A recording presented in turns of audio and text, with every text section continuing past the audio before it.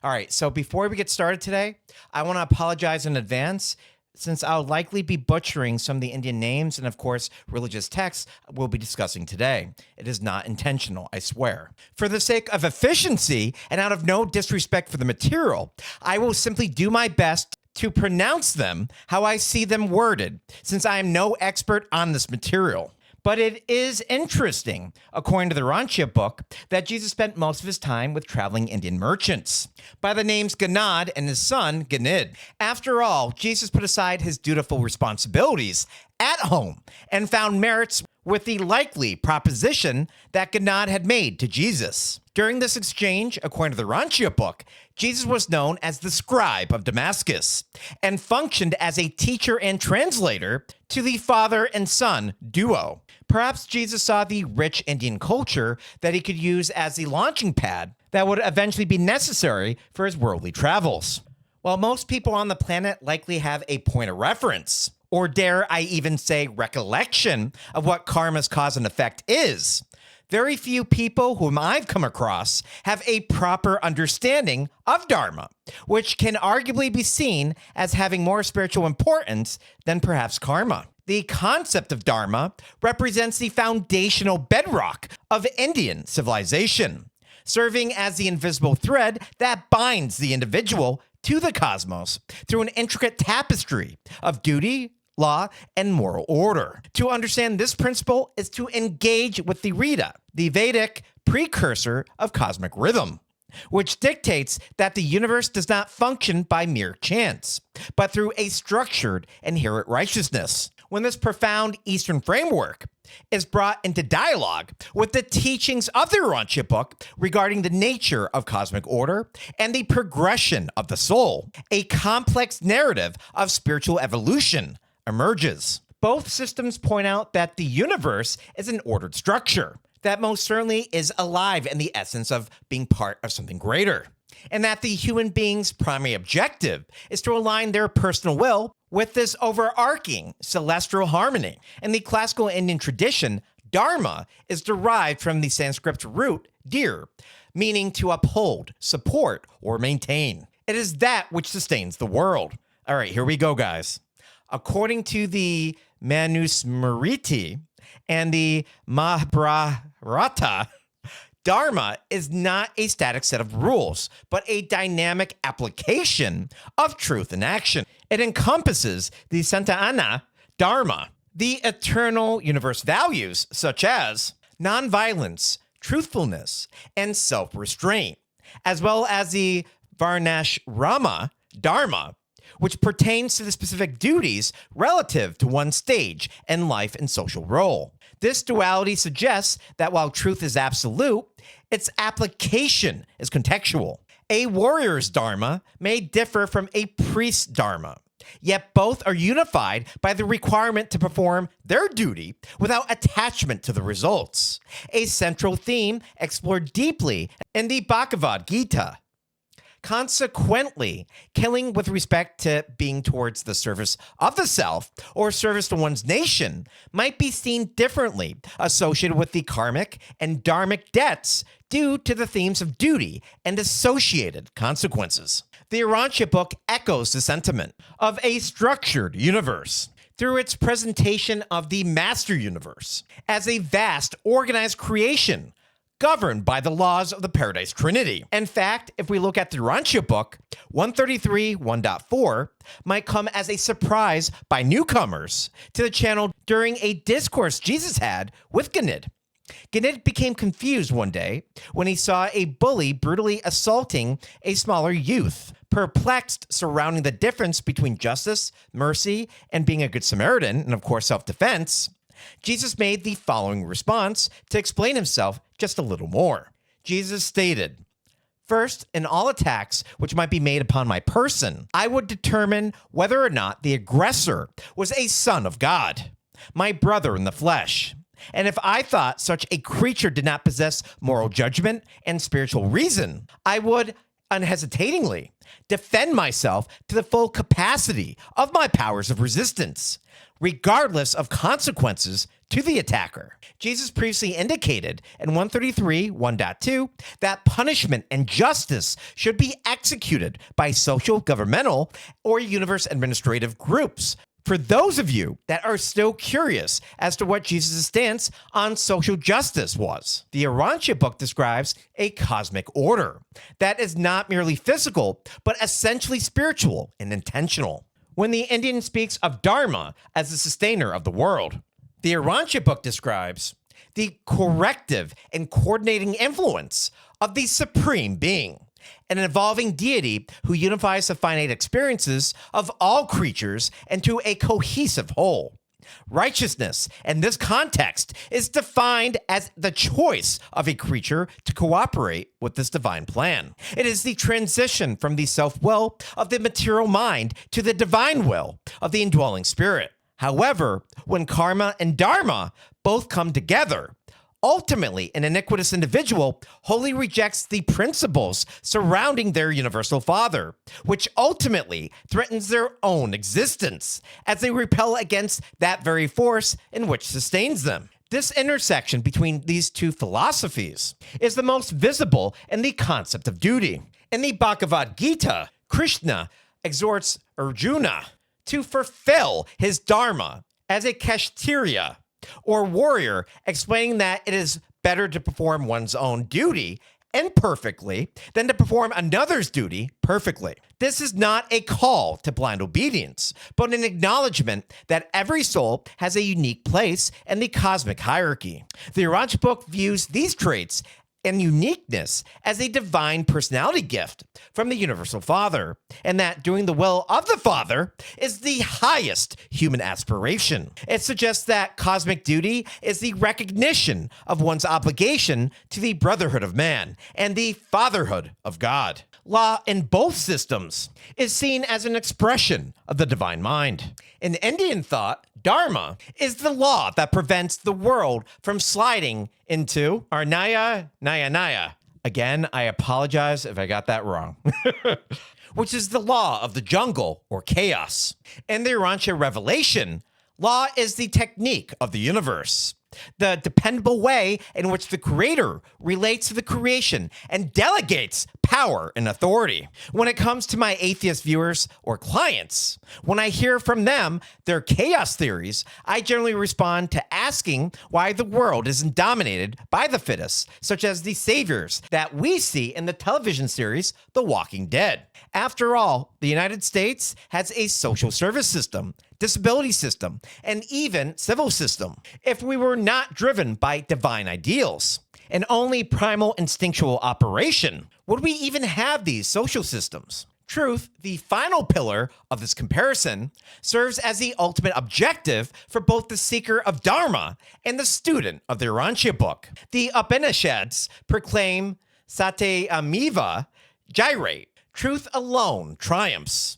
Truth is viewed as the essence of Brahman, the ultimate reality. To live in Dharma is to live in truth. The Urantia Book distinguishes between fact and truth, suggesting that while facts are material and intellectual, truth is a spiritual realization. All right, so taking this a step further, I would also indicate that wisdom is applied experiential knowledge, which of course is currently building God the Supreme. The Urantia Papers posits that truth is a spiritual revelation of the divine nature, and the pursuit of cosmic righteousness are essentially the same journey.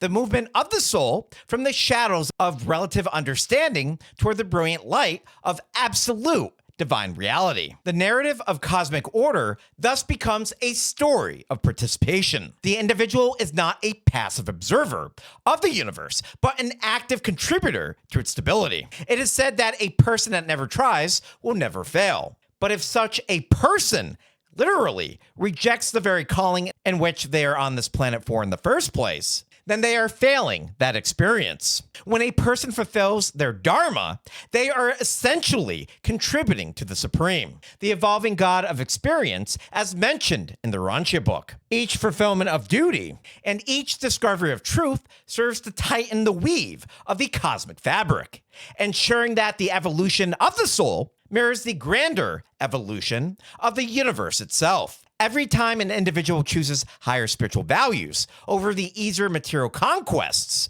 does both your own unique soul and God Almighty become stronger. This alignment of personal law with universal law is the highest expression of spiritual maturity, bridging the ancient wisdom of the East with the modern revelations of the West into a singular, harmonious pursuit of the divine. In the ancient Vedic tradition, the universe is not a product of random chance, but is governed by Rita, the primordial rhythm of existence. The Rig Veda describes Rita as the straight path followed by the sun, the seasons, and even the gods themselves. It is the cosmic blueprint that ensures the stars remain in their courses and the moral order remains intact. When a human being aligns their life with this rhythm, they are practicing Dharma in its purest form, sustaining the world by mirroring the harmony of the heavens. The Urantia Book presents a starkly similar architecture of reality through its description of the master universe. It posits that the Father's hand is always upon the lever of the realms. However, the autopilot that majorly controls this material suspension is controlled by the unqualified absolute that represents infinity of space force and all non-personal potentials. However, this cosmic order is not merely a physical mechanism. It circumnavigates the spiritual administration as well, that is spearheaded by the deity absolute. Just as the Vedas suggest that the gods, devas, are the guardians of Rita, the Urantia papers describe a hierarchy of celestial personalities, from the 7 master spirits to the planetary princes, who function as the upholders of the laws of the universe. Both systems agree that the universe is friendly, organized, and purposeful organism, where chaos is merely an unfinished stage of creation, and of course our own evolution. In Indian thought, righteousness is often synonymous with the punya, the merit earned through actions that harmonize with Dharma. The Upanishads teach that the Atman, or the soul, is inherently pure, but its expression in the material world is clouded by ignorance. Avidya. Righteousness is the process of peeling away these layers of illusion to reveal the divine spark within. It is the internal state of being that manifests as external virtue. The Urantia Book mirrors this internal to external progression by defining righteousness as spirit identification. It teaches that every mind is indwelt with the Spirit of God, known as a thought adjuster. Righteousness, in such a text, is the act of the human will choosing to follow the leadings of this divine monitor, and the divine leadings of the Spirit of Truth and the adjutant mind spirits. And the Urantia revelation, as in the Bhagavad Gita, righteousness is not a legalistic adherence to a code, but a living relationship with the divine. When the Gita speaks of surrendering all dharmas to seek refuge in the Lord alone, it aligns with the Urantia concept of the supreme surrender, the total dedication of the human will to doing the will of God, or the Father's will. The concept of svadharma, or personal duty, is perhaps the most practical application of Dharma. In the Mahabharata, the warrior Arjuna is told that to turn away from his duty is to incur sin and dishonor. Duty is the specific contribution each soul must take to the stability of the whole. It is rooted in the understanding that we are all interconnected parts of a singular body, the Purusha. This theme of specialized duty is central to the Urantia Book's vision of the progressive ascension of the soul, that we are all brothers from the same cosmic source, with of course some exceptions you'll find on Paradise, such as the Transcendentalers, who are without a creator. The Urantia papers indicate that service, more service, and difficult service is the goal of time and the destination of eternity. just as the Indian caste system was originally intended to be reflective of the diverse functional duties of society. The Urantia Book describes a universe of specialization, where every ascending mortal has a unique role to play in the grand scheme of creation. Even the lowest of God-knowing creatures, ourselves, is projected to have one of the highest duties associated with administrative responsibilities after the current universe age, for those that are Father-fused individuals. That is, individuals that choose to do the Father's will, that eventually infuse with that spark of God within them, also known as the thought adjuster, fulfilling that transformation and part of what makes a spirit. Duty is not a burden, but a privilege of participation in the Supreme Being, the evolving God of experience who is enriched by the faithful service of every creature. In the Indian tradition, the Dharma Shastras provide the legal and ethical framework for society. These texts assert that the law is the king of kings, more powerful than any monarch because it is rooted in eternal truth. Law is the safeguard against the law of the fishes, Matsya Nyaya, where the strong devour the weak. Although not exactly a parallel here, I like to think that the law of the fishes is the protection against Darwinism, where society protects the weak and vulnerable. Such a law provides stability that enriches spiritual growth. The Urantia Book similarly describes the universe as the realm of the law. It emphasizes that the laws of the spirit world are just as immutable as the laws of the material world. However, it adds a layer of nuance by explaining that divine law is always tempered by mercy ministry, while the Manu Smriti might focus on the social consequences of law. The Urantia papers focus on the judicial fairness of the Ancients of Days, the high administrators who ensure that no soul is ever judged without full consideration of their unique circumstances, with other worlds having planetary princes that are among the closest entities to be susceptible to fallibility in order to understand mercy, stretching towards individuals who triumph on rebellion worlds, such as our own, that constitute the true experiential knowledge our divine overlords crave to be fair and understanding rulers, such as mighty messengers. Law in both frameworks is the dependable technique of the creator guiding the creature towards perfection. Finally, both systems culminate in the pursuit of Satya, or truth. The Mundaka Upanishad famously declares, "Truth alone triumphs, not falsehood." Truth is the essence of Brahman, the ultimate reality that transcends all temporary forms. To live in accordance with Dharma is to live in the light of truth. The Urantia Book elevates this concept by introducing the spirit of truth, a divine influence poured out upon all flesh by the figure most known as Jesus Christ, to guide seekers into all truth. It distinguishes between intellectual knowledge and spiritual truth, suggesting that while knowledge is gathered from without, truth is experienced from within. The realization of truth is the ultimate goal of the religion of the spirit, whether through the ancient path of Jnana Yoga, the path of knowledge, or the modern revelation of the Urantia papers. The seeker discovers that truth is not a set of facts, but a living revelation of the nature of God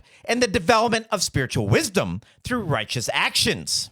Through almost the entirety of the Urantia Book, one hears the echoing principles of truth, beauty, and of course goodness, that are constantly reinforced as being divine ideals. The Urantia Book mirrors this internal to external progression by defining righteousness as a form of spirit identification that weaves your very Urantia soul. Righteousness is the act of the human will choosing to follow the leadings of the divine monitor, along with other celestial forces, such as the guardian seraphim, if you're assigned a pair. In the Urantia revelation, just like in the Bhagavad Gita, righteousness is not a legalistic adherence to a code, but a moral, living relationship with the divine. The narrative of cosmic order in both belief systems becomes a story of cosmic participation. The individual is not a passive observer of the universe, but an active contributor to its stability.